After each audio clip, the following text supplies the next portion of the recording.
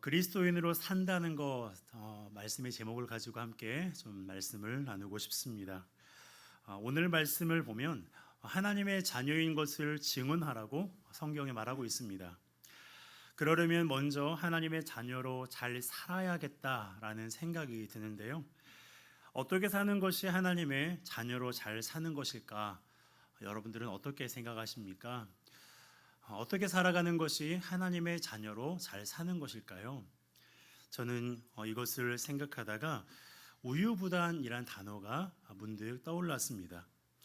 우유부단이란 부드럽고 망설여서 결단하지 못하는 것을 뜻하는 사자성어인데요. 어떤 질문에 대한 답을 해야 할 때, 무엇을 선택하거나 결정해야 할 때 정확하게 말하거나 선택하지 못하고 망설이거나 그리고 결정하지 못하는 사람을 가리켜서 우유부단하다라고 말하곤 합니다. 이것은 신중함과는 좀 다른데요.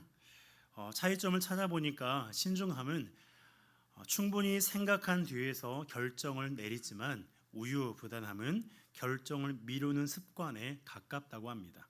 그런데요, 여러분 생각해 보세요. 모든 것의 답은 하나입니다. 예스 아니면 노예요. 삶에 대한 질문도, 진로 선택에 대한 답도, 문제 해결에 대한 답도 생각해 보면 하나예요. 그런데 때로 우리는 그 중간을 찾으려고 합니다. 어떠한 두려움 때문에, 고통 때문에, 인정하고 싶지 않고 무언가를 회피하고 싶은 마음 때문에, 혹은 내 안에 있는 상처와 연약함 때문에 명확한 정답의 예스를 말하지 않고 자꾸 중간을 생각해 보려고 합니다. 저는 이 또한 영적인 우유부단함이 아닌가라는 생각이 들었는데요. 사람들은 말해요. 천국과 지옥 사이에 연옥이 있다고. 생명과 죽음 사이에 환생이 있고 남자와 여자 사이에 중성이 있다고 말하곤 합니다. 하지만 성경은 말합니다. 천국과 지옥, 생명과 죽음, 남자와 여자, 죄와 의, 천사와 사탄, 믿음과 불신. 우리는요, 성경이 말하는 이 둘 중에서 하나만 찾으면 돼요. 하나님의 자녀로 우리가 선택하고 또한 결정해야 되는 것, 받아야 되는 것은 천국, 생명, 남자, 여자, 의, 믿음입니다. 그리고 그 사이에서 연옥과 환생과 중성을 말하는 사람들을 위해서 우리가 기도하는 것도 우리가 빼놓지 말아야 될 아주 중요한 일입니다. 삶의 여러 가지 어려운 상황과 환경 가운데 두렵고 피하고 싶은, 그래서 자꾸 중간의 것들을 생각하는 그런 사람들을 위해서 기도하고, 혹은 내 안에 영적인 우유부단함이 있다라고 생각이 된다면 우리가 하나님 앞에서 하나를 선택할 수 있는 그런 믿음의 담대함과 온전한 믿음을 가지고 살아가는 우리 모두가 되었으면 좋겠습니다. 또한 오늘 본문에 보면 우리가 하나님의 자녀로 받아야 될 것에 대해서 두 가지가 있다고 말하고 있습니다. 오늘 이 시간 이것을 깊이 좀 나누고 싶은데요. 첫 번째는 영광이고요. 두 번째는 고난입니다. 자, 우리 17절 말씀을 함께 읽겠습니다. 시작. 자녀이면 또한 상속자 곧 하나님의 상속자요 그리스도와 함께한 상속자니 우리가 그와 함께 영광을 받기 위하여 고난도 함께 받아야 할 것이니라. 아멘. 여기에서 그는 그리스도, 예수 그리스도를 가리킵니다. 말씀을 풀어보면 우리는 그리스도와 함께 영광을 받기 위해서 그리스도와 함께 고난도 받아야 된다고 말하고 있어요. 영광을 받기 위해서 고난도 함께 받아야 하는 것은 선택이 아닙니다. 말씀에 보면 고난을 함께 받을 수도 있다, 고난을 받을 수도 있을 것이다 라고 그렇게 애매하게 말하지 않고요, 고난도 함께 받아야 한다라고 명확하게 말하고 있습니다. 이것은 그리스도인으로서의 고난은 선택이 아니라 필수요, 선택이 아니라 필수다라는 것을 우리에게 명확하게 보여주고 있는 거예요. 우리가 그리스도인으로서 주님과 함께 영광을 받고 그리스도와 함께 고난도 함께 받아야 된다고 말씀하고 있습니다. 이것을 경험하고 기억해야 되는 이유가 있어요. 영광을 받을 때 자만하지 않을 수 있고요. 고난을 받을 때 실망하거나 좌절하지 않을 수가 있어요.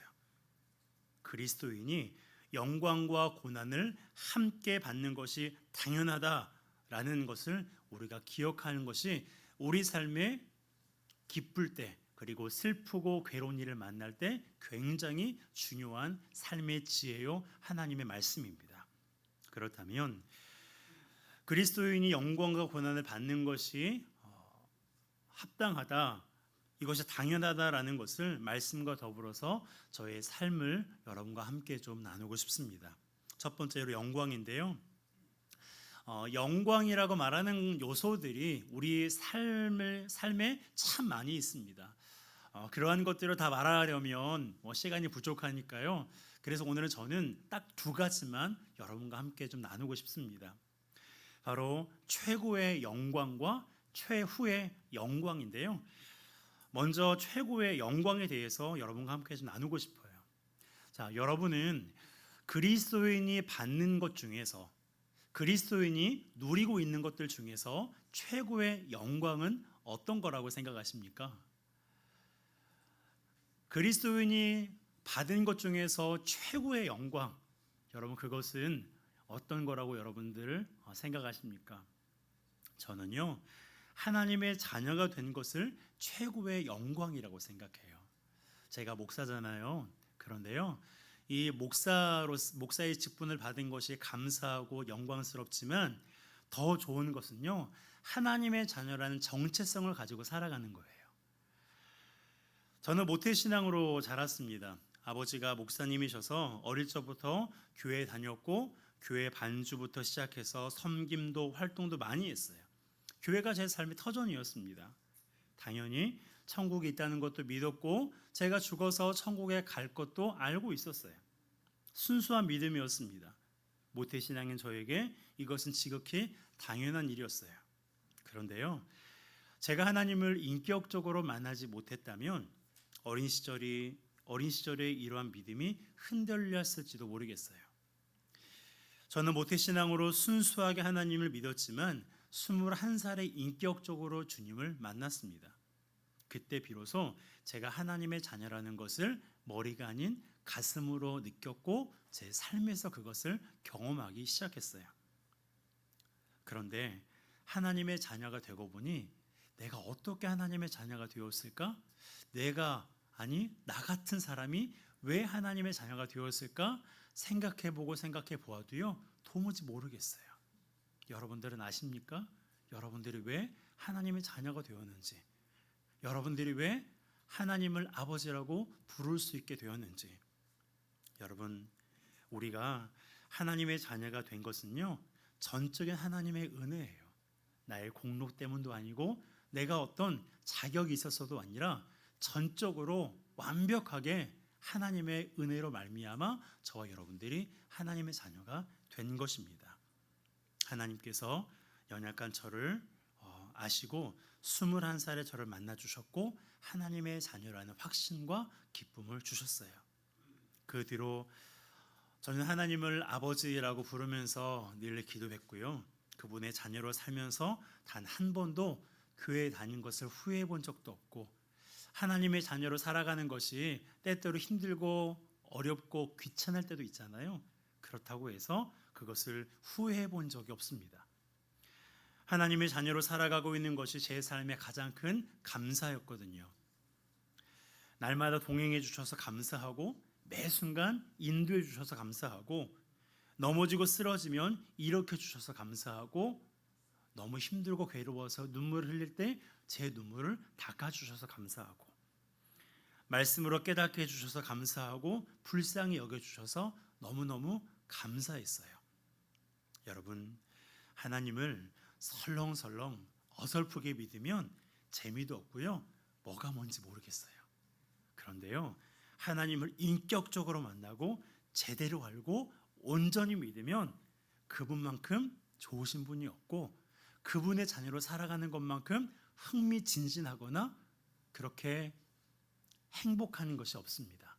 원하는 것은 이 시간 예배하는 여러분 모두가 하나님의 자녀라는 확신을 가지고 주님과 함께 행복하고 기쁨 넘치는 삶을 살아가시기를 주님의 이름으로 축복합니다. 여러분, 우리 그리스도인이 받게 되는 최고의 영광, 이 영광이 뭐라고요? 하나님의 자녀가 된 것. 우리가 그리스도인으로서 받고 있고 누리고 있는 것 가운데 최고의 영광은 하나님의 자녀로 우리가 살아가고 있는 것입니다. 그러기에 상황과 환경이 흔들리지 말고요, 누가 뭐라고 해도 나는 누구다? 하나님의 자녀다 라는 믿음의 확신을 가지고 담대하게 살아가시기 바랍니다. 자, 이제 영광 중에서 최후의 영광에 대해서 함께 좀 말씀을 나누겠습니다.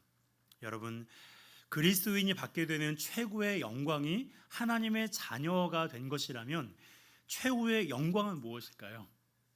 최후의 영광은 그쵸, 영원한 하나님 나라에 들어가는 거예요. 천국에 들어가는 것입니다. 그렇다면 어떤 사람이 천국에 들어갈 수 있을까요?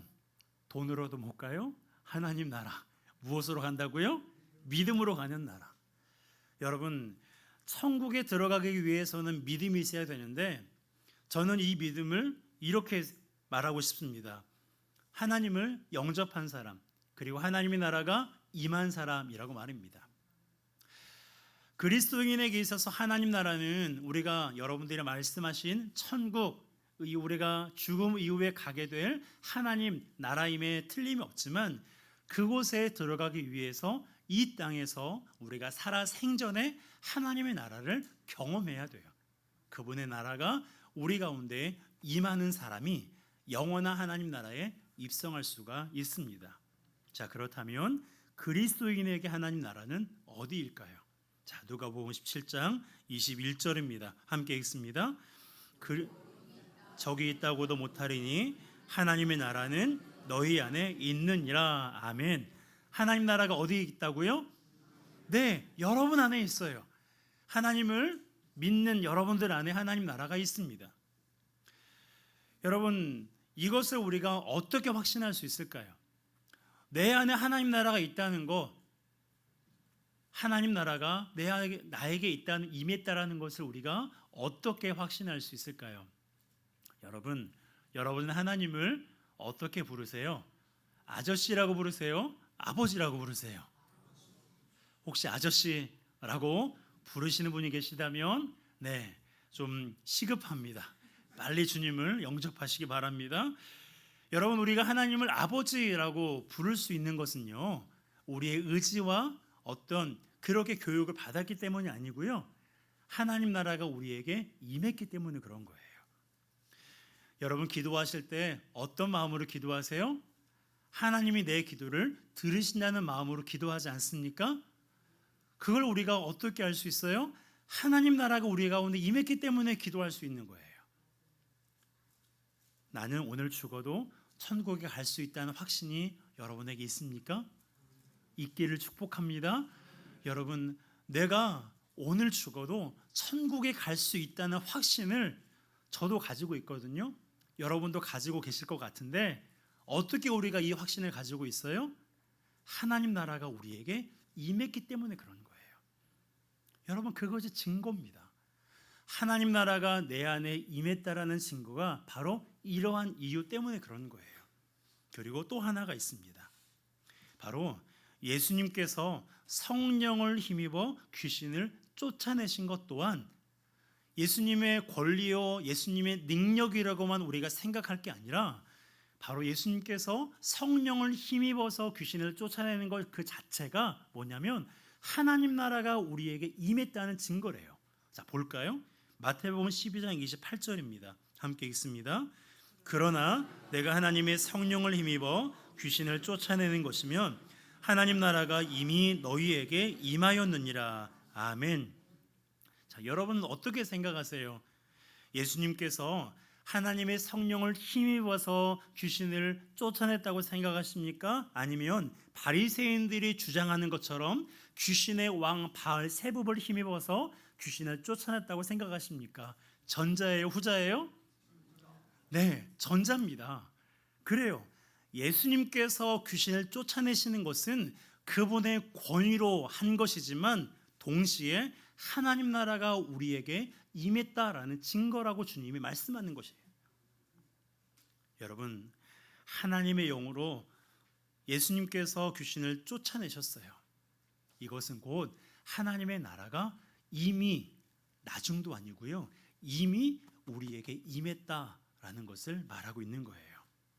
이처럼 하나님의 나라는 이미 우리에게 있다는 것을 기억하시기 바랍니다. 우리 그리스도인들이 이것을 누려야 돼요. 하나님 나라가 내 안에 있다는 것을 마음껏 누려야 됩니다. 그러기 위해서 하나님께서 우리 안에 임재하시는 것이 필요하겠죠. 여러분, 하나님 나라의 임재를 경험한 사람이 영원한 하나님 나라에 들어갈 수가 있는 거예요. 나중에 어찌해서 들어가는 곳이 천국이 아니라 하나님의 마음씨가 좋으신 분이니까 적당하게 믿고 적당하게 살아도 하나님이 허허 하시면서 천국에 들어오라고 허락해 주신 분이 아니라 우리가 살아 생전에 이 땅에서 하나님 나라를 경험하고 하나님 나라가 이미 임재해 있는 그 사람만이 저 영원한 하나님 나라에 들어가게 된다는 것입니다. 그것이 바로 우리가 누릴 수 있는 최후의 영광임을 기억하시기를 주님의 이름으로 축복합니다. 자, 지금까지 우리가 영광에 대해서 함께 말씀을 나누었어요. 자, 여러분, 우리가 그리스도와 함께 영광을 받게 됩니다. 그런데 중요한 것은 그리스도와 함께 영광도 받지만 그리스도와 함께 또 무엇도 받아요? 고난도 받아요. 저는 그리스도인으로서 하나님의 자녀가 되는 최고의 영광도 받았지만 고난도 받았어요. 물론 여러분들이 받은 고난에 비하면 미약할지 모르겠습니다. 하지만 저의 고난의 과정이 쉽지 않았어요. 그렇다고 오늘 이 자리에서 제가 어떤 고난을 받았는지 구체적으로 말하지는 않을 거예요. 왜냐하면 그 고난에 대해서 말하면 이 설교를 온라인으로 듣고 있는 누군가는, 그리고 우리 교회 성도들은 마음이 힘들 수도 있거든요. 그래서 구체적으로 언급하지 않겠지만 이 고난의 시간을 통해서 분명히 유익한 것이 있었다라는 것만 오늘 좀 말씀을 나누고 싶습니다. 저는 4살 때부터 목사가 되겠다고 말했대요. 아버지가 초등학교 때부터 목회를 시작하셨고요. 저는 목사가 무슨 일을 하는 사람인지 제대로 알지도 못했지만 4살 때부터 목사가 되겠다라고 그렇게 말했습니다. 보통 어릴 때는 꿈이 수시로 바뀌지 않나요? 대통령도 됐다가 장관도 됐다가 의사도 됐다가 과학자도 됐다가 여러 개의 꿈이 바뀌는데 저는 꿈이 바뀌지 않았어요. 그리고 27년이 지나 목사가 될 때까지 그 꿈이 한 번도 변하지 않았습니다. 4살이었던 아이가 성장해서 어느덧 대학생이 되었고 CCC라는 선교단체에서 훈련을 받았습니다. CCC에서는 연말이 되면 3일씩 금식 수련회를 했는데요. 저도 매년 그곳에 참여해서 많은 은혜를 받았어요. 한 번은 목사에 대한 확실한 응답을 소원하게 되었습니다. 목사라는 꿈이 바뀌지 않는 것도 하나님이 주신 마음이라는 그런 생각이 들었어요. 하지만 이것만으로는 충분하지 않았습니다. 그래서 이것을 기도 제목으로 삼고 3일 동안 금식 수련회에 가서 열심히 기도했어요. 하나님 나에게 응답해 달라고. 내가 목사가 되는 것이 정말 하나님이 원하시는 것이냐고, 하나님의 뜻이냐고, 그렇다면 저에게 응답해 달라고, 확신을 달라고 하나님 앞에 3일 동안 부르짖어 기도했어요. 어떻게 되었을까요? 응답 받았으니까 여기 서 있겠죠. 응답 받았어요. 그 확신을 가지고 저에게 주어진 시간을 보내다가 2009년에 목사 안수를 받았습니다. 4살 어린아이의 꿈이 2009년에 이루어진 거예요. 그런데요, 목사가 되는 꿈이 이루어지면서 또 하나의 꿈이 생겼습니다. 바로 좋은 목사가 되는 것이었어요. 목사는 되었지만 좋은 목사가 되게 해달라고는 기도 안 했거든요. 그런데 목사 안수를 받고 좋은 목사가 되는 것이 더 중요하다라는 것을 그제서야 깨달았어요. 여러분, 어떤 목사가 좋은 목사일까요? 어떤 목사가 좋은 목사일까요? 제가 일부 예배 때도 여러 성도님들께 물어봤거든요. 그런 답을 못 하시더라고요. 근데 저는 2부 예배 때는 좀 다를 줄 알았는데 2부 예배 때도 뭐 다르지 않은 것 같습니다. 네. 여러분은 이렇게 말할 줄 알았어요. 좋은 목사가 어떤 목사입니까? 라고 제가 물어보면 네, 김용주 목사님 같은 분이 좋은 목사입니다 라고 말할 줄 알았는데 좀 아쉽습니다. 네, 여러분, 좋은 목사를 여러 가지로 정의할 수 있고 사람마다 다르게 말할 수 있어요. 그런데요, 저는 얼마 전에 깨달은 것이 있습니다. 좋은 목사란 하나님이 맡겨주신 일을 끝까지 감당하는 목사구나 라는 겁니다. 하나님이 맡겨주신 것을 끝까지 감당하는 것이 좋은 목사라고 생각했어요. 물론 목사뿐이겠습니까? 장로도 권사도 집사도 마찬가지예요. 하나님이 나에게 주신 직분을 끝까지 감당하는 것이 좋은 장로요, 좋은 권사요, 좋은 집사예요. 부모와 자녀도 마찬가지입니다. 하나님이 부모의 일을 맡겨주셨으면 끝까지 부모로서의 일을 감당하는 것이 좋은 부모예요. 자녀로서 살아가는 것이 힘들고 고되지만 그럼에도 불구하고 끝까지 자녀로서의 삶을 살아가는 것이 좋은 자녀입니다. 고난을 이야기하면서 왜 꿈과 목회를 이야기하느냐라는 생각이 들 수도 있는데요. 그 이유가 뭐냐면 제 삶의 고난 중에 하나가 목회이기 때문에 그렇습니다. 물론 지금도 진행 중이지만 이전에 얼마 전까지만 해도요, 정말 목회는 저에게 고난이었어요. 저는 지금 12년째 담임 목회를 하고 있습니다. 좋은 목사가 되기로 결심했고 사람이 아닌 우리 주님께 좋은 목사라는 칭찬을 듣고 싶은 그 마음에 기도하며 노력하고 있어요. 그런데 쉽지 않더라고요. 그래서 목회를 고난이라고 말씀드린 겁니다. 저에게 있어서 목회는 영광스러운 일이면서 고난이기도 하거든요. 그 이유가 무엇인지 아십니까? 목회는 사명이기 때문에 그래요. 목회는 사명이기 때문에 영광스러운 일이면서 고난이기도 합니다. 왜냐하면 사명을 감당하는 그것은요, 보통 일이 아니거든요. 해가 거듭될수록 목회는 사명이라는 것을 가슴으로 깨닫고 있습니다. 그런데요, 제가 경험해 보니까 고난은 필요하더라고요. 때로는 도망치고 싶을 때도 있었고요. 때로는 설교하고 싶지 않을 때도 있었어요. 이 사탄이요, 얼마나 교묘한지 꼭 예배 시간 30분, 1시간 전에 전화벨이 울리게 만들어요. 목사님, 저 오늘부터 교회 안 갈 거예요. 저 오늘부터 다른 교회 나갈 거예요. 그 얘기를 좀 화요일이나 목요일날 했으면 좋겠는데 꼭 예배 전 30분, 1시간 전에 그렇게 전화벨이 울리게 하더라고요. 그러면서 깨달았어요. 이것이 영적인 전쟁이구나. 목회자로 하여금 설교하지 못하게 하고 기도하지 못하게 하고. 여러분 생각해 보세요. 이제 1시간 후면 설교하러 강단에 올라가야 되는데 그때 그 전화를 받고 그 소리를 들을 때 그 목회자가 강단에 올라가서 설교할 때 어떻겠습니까? 그런 시간들을 참 많이 겪었어요. 하지만 그런 시간들이 저에게 힘들고 어려운 시간이기도 했지만 또한 저에게 참 필요한 시간이었습니다. 그래서 성경도요, 고난이 뭐라고 기록하고 있어요? 고난도 유익하다라는 거예요. 고난받는 것이 유익하다. 네, 그래요. 한숨이 나와요. 네, 고난이 유익하다라는 말이 결코 우리에게 달갑지 않게 느껴질 수 있습니다. 하지만 우리가 고난하면 떠오르는 사람이 있죠. 바로 욥이에요. 이 욥이 고난의 시간을 통해서 이렇게 고백한 바가 있어요. 자, 욥기 42장 5절입니다. 함께 읽습니다.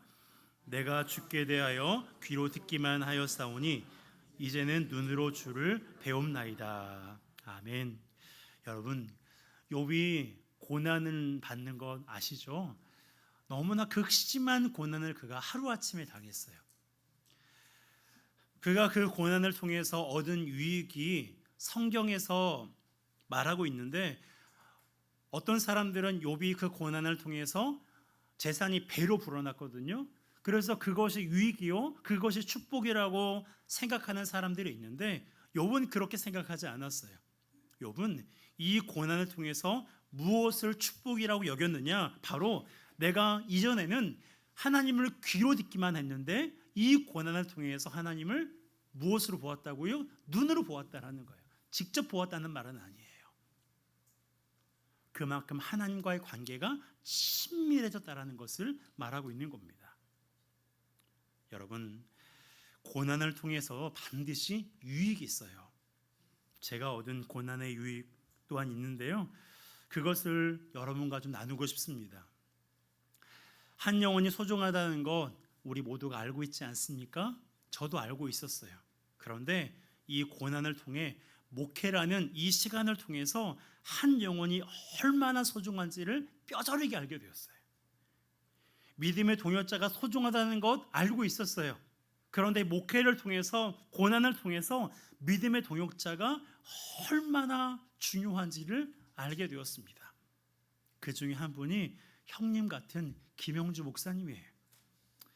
동대문 제일교회 와서 하는 말이 아니고요, 여러분들에게 도란도란 카페가 참 쉼터이고 좋은 곳인 것처럼 저에게도 잊을 수 없는 곳입니다.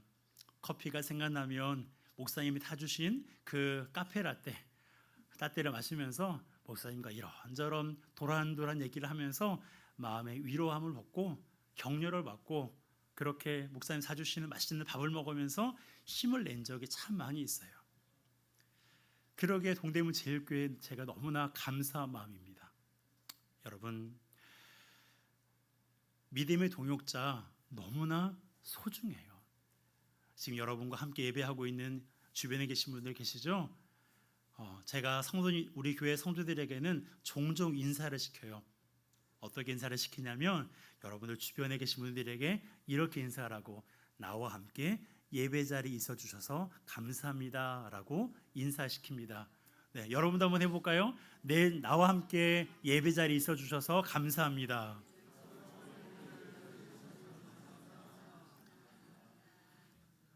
여러분, 하나님께서 나의 예배를 받으시지만 내가 하나님 앞에 온전한 예배자로 나아가기 위해서 믿음의 동역자가 얼마나 필요한지 몰라요. 또한 가족이 소중하다는 것 우리 모두가 알고 있지 않습니까? 그런데 저는요, 목회를 통해서 가족이 얼마나 소중한지도 깨달았어요. 하나님의 말씀이 능력이라는 것을 알았지만 목회를 통해서 하나님의 능력이 이렇게까지 크고 놀랍구나라는 것도 알게 되었어요. 기도는 어떨까요? 여러분, 기도는요, 말로도 못해요. 기도는요, 저는 목회하면서 기도를 통해서 버틸 수 있었고요, 기도를 통해서 일어설 수 있었고요, 기도를 통해서 힘을 낼 수 있었어요. 그리고 기도하면서 그래도 감사할 수 있었어요. 응답을 경험할 수 있었고 하나님의 일하심과 역사하심을 경험할 수 있었습니다. 그리고 제 마음을 눈물에 담아 흘려보낼 수 있었던 것도 바로 기도였어요. 이것이 기도라는 것을 뼈저리게 알게 되었습니다. 여러분, 고난은 유익이에요. 고난받는 것은 유익합니다. 그래서 제가 영광스러운 고난의 목회를 행복하게 걸을 수가 있는 거예요. 여러분, 우리는 그리스도인입니다. 그리스도인이란 그리스도와 하나 된 사람이란 뜻이에요. 우리 그리스도인들은 영광을 받기 위해서 고난도 함께 받아야 됩니다. 그러니 최고의 영광을 받았고 최후의 영광도 우리에게 보장되어 있는데, 동시에 고난을 피하지 않았으면 좋겠어요. 고난을 외면하지 않았으면 좋겠습니다. 고난은 받아야 하는 거예요. 그러니 두려워하지 말고요, 어떤 고난도 주님과 함께 걸어갔으면 좋겠습니다. 오늘 본문을 보세요. 주님은요, 영광도 주와 함께 받게 하시지만 고난도 주와 함께 받게 하신다라고 말씀하고 계십니다. 그러니 주님께서 우리가 고난을 이겨낼 수 있도록, 견딜 수 있도록 도우시고 힘주시는 분이세요. 여러분, 우리는 그리스도인입니다. 함께 믿음으로 고백해 볼까요? 나는 그리스도인입니다. 나는 그리스도인입니다. 여러분, 그리스도인으로 산다는 것은요, 그와 함께, 주와 함께 영광도 받지만 주와 함께 고난도 받는 사람이에요. 영광만 받기만 원하지 말고 주와 함께 고난도 받음으로 말미암아 주님을 더 사랑하고, 또한 지금보다 이제 2026년 이제 2월 중순을 살고 있는데요, 2026년 12월 31일 날 우리가 송구 영신 예배를 드릴 것 아닙니까? 그때 올해 초의 나의 모습과 올해 말의 나의 모습을 비교해 볼 때 이전보다 지금이 내가 조금은, 아주 조금은 예수님을 더 닮은 것 같다라는 그 믿음의 소망과 그 감사함이 우리 모두 가운데 넘쳤으면 좋겠어요. 여러분, 우리가 시간이 지나가 보면 우리 자녀들이 우리 부모님을 닮게 되지 않습니까? 어릴 적에는 모르지만 부모의 나이가 되었을 쯤 보면 내가 엄마를 닮고 아빠를 이렇게 많이 닮았나? 라는 생각이 문득 들지 않습니까? 그렇다면 우리가 최소한 그래도 신앙생활을 몇 년 하지 않잖아요. 한 번 신앙생활하면 그래도 적어도 수십 년 그렇게 신앙생활 하는데, 수십 년 신앙생활하는 가운데 내가 주님을 닮아 있지 않는다면 그건 뭔가 조금 밸런스가 맞지 않는 것 아닐까요? 여러분, 우리가 그리스도와 함께 영광도 받고 그리스도와 함께 고난도 받는 삶을 우리가 기쁨으로 산다면 모르기 몰라도 지금보다 주님을 더 닮아가는 그리스도인이 될 줄로 믿습니다. 그러기에 그리스도와 함께 영광을, 그리스도와 함께 고난을 기쁨으로 감당함으로 주님을 더욱더 사랑하는 우리 동대문 제1교회 모든 성도님들 되시기를 주님의 이름으로 축복합니다. 우리 함께 찬양하겠습니다. 찬송가 435장인데요, 나의 영원하신 기업, 함께 찬양하면서 우리 기도하도록 하겠습니다.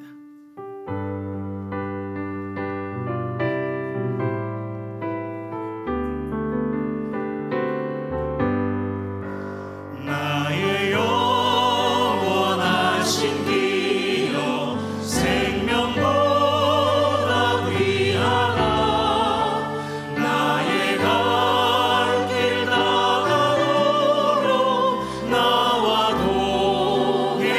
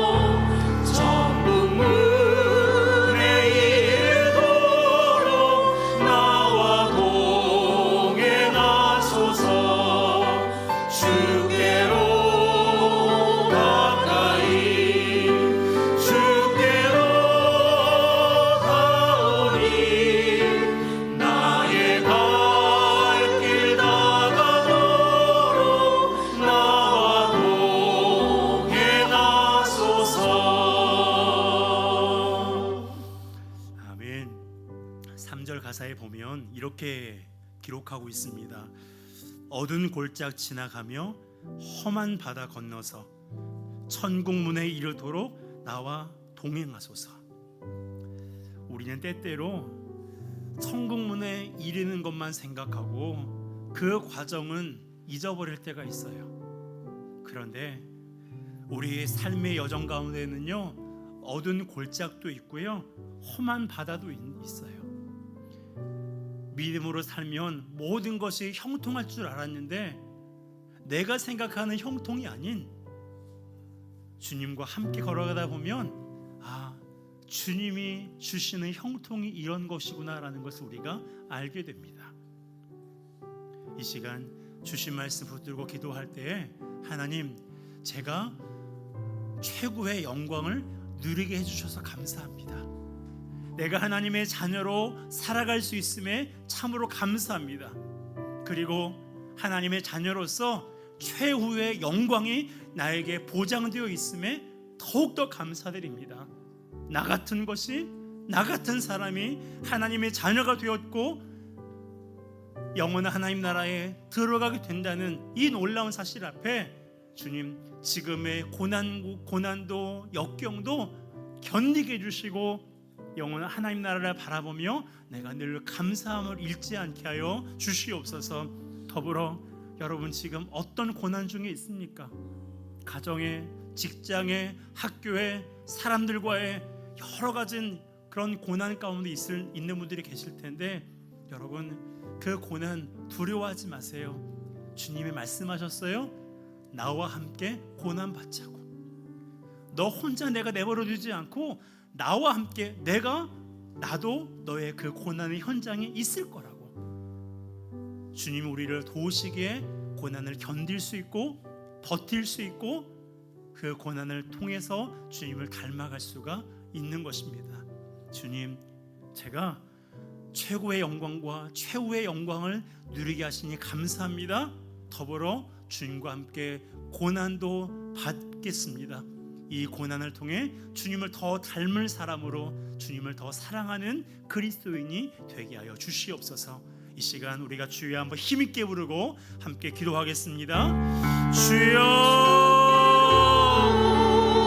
하나님 아버지 그렇습니다. 하나님 아버지, 어두운 골짜기 지나가며 험한 바다 건너서 천국 문에 이르도록 나와 동행하여 주시옵소서. 아버지 하나님이여, 하나님의 자녀로 살아갈 수 있음에 감사드립니다. 영원한 하나님 나라의 백성으로 그렇게 살게 될 것에 대해서 너무나 감사드립니다. 나 같은 사람이, 아버지 하나님이여, 한만코 천만 나 같은 사람이 하나님의 자녀로 살고 있고 영원한 하나님 나라에 들어갈 수 있는 은혜를 주시니 참으로 감사드립니다. 하나님 아버지, 이러한 은혜를 내가 받았으니 주와 함께 고난도 받게 하여 주시옵소서. 주와 함께 고난도 받게 해 주시옵소서. 아버지 하나님이여, 어떤 고난이 우리 성도들에게 있습니까? 가정 가운데, 직장 가운데, 학교와 학원 가운데, 그리고 나라와 열방 가운데, 교회 가운데 어떤 고난의 시간들을 보내고 있습니까? 아버지 하나님이여, 내가 너와 함께 그 고난의 현장에 있겠노라고 주께서 말씀하셨사오니 주와 함께 견디게 해주시고 주와 함께 인내하게 해주시고 아버지 그 고난의 시간을 통하여서 주님을 더 사랑하게 해주시옵소서. 그 고난의 시간을 통하여서 주님을 더 의지하게 해주시옵소서. 그 고난의 시간을 통하여서 주님을 더 닮게 하여 주시옵소서. 주님의 생각을, 주님의 입술을, 주님의 삶을 담게 하여 주시옵소서. 그리하여서 고난이나 유익함을 고백하게 해주시고 주님께 영광 올려드리는 우리 모든 지체들이 되게 하여 주시옵소서. 오, 주님을 찬양합니다. 하나님 아버지, 하나님의 자녀로 살아가게 하시니 감사드립니다. 사람이 무엇이간데 주께서 우리를 이렇게 생각하십니까? 하나님 아버지, 날마다 주님을 배신하기 바쁜 우리를 불쌍히 여겨주셔서 여전히 하나님의 자녀로 살아가게 하시고 주의 나라가 우리 가운데 임하여 주시니 참으로 감사드립니다. 하나님, 주의 자녀로서 영원한 하나님 나라에 들어갈 수 있는 은혜를 입었사오니 이 땅에서 힘들고 어려운 상황이면 상황일수록 우리에게 소망과 생명을 주신 주님을 기억하며 내가 하나님의 자녀라는 믿음의 담대함과 용기를 가지고 넉넉하게 승리하는 우리 모두가 되게 하여 주시옵소서. 아버지, 사랑하는 주의 성도들, 어떤 고난 중에 있습니까? 누구에게 말은 못하고 눈물로 아버지 앞에 고백하는 그 고난 중에 있습니까? 아버지, 이 시간 그 눈물을 닦아주시옵소서. 아버지 하나님, 주의 말씀으로 주님의 그 따스한 손으로 당신의 사랑하는 자녀들의 눈물을 닦아주셔서 내가 너의 그 고난의 현장에 함께 있다고 말씀하시는 주님의 음성을 듣고 주님과 함께 고난을 견디고 고난을 버티며 고난을 통해서 주님을 더 사랑하는 주의 성도들 되게 하여 주시옵소서. 하나님 아버지, 시간이 지나면 지날수록 우리의 생각이나 입술이나 행실이 주님을 닮기를 원합니다. 하나님, 지금보다 더 나은 그리스도인으로, 지금보다 더 성숙한 하나님의 자녀로 주님을 기쁘시게 하며 하나님을 영화롭게 하는 우리 모두가 되게 하여 주시옵소서. 하나님, 사랑하는 주의 지체들, 하나님의 자녀로서 이후의 삶을 살아갈 때에 넘어지거나 쓰러지지 않게 해주시고 넘어지되 아주 넘어지지 않도록 우리를 붙드시는 주님의 손을 꽉 붙들고 고난의 시간을 잘 견딤으로 말미암아 하나님께 영광 올려드리는, 그래서 훗날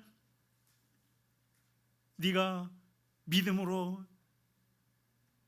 이 땅에서 사느라 참 고생했구나, 주님의 품 안에서 하염없는 감사와 감격의 눈물을 흘릴 수 있는 우리 동대문 제일교회 모든 지체들 되게 하여 주시옵소서. 이제는 우리의 길과 진리와 생명 되신 예수 그리스도의 은혜와 하나님 아버지의 영원하신 사랑하심과 성령님의 위로하심과 치유하심과 인도하심과 자유케 하심이 최고의 영광과 최후의 영광을 누리며 고난을 주님과 함께 인내함으로 주님을 더욱더 닮아가기를 원하는 우리 모든 지체들 머리 위에 지금부터 영원토록 함께 있기를 축원하옵나이다. 아멘.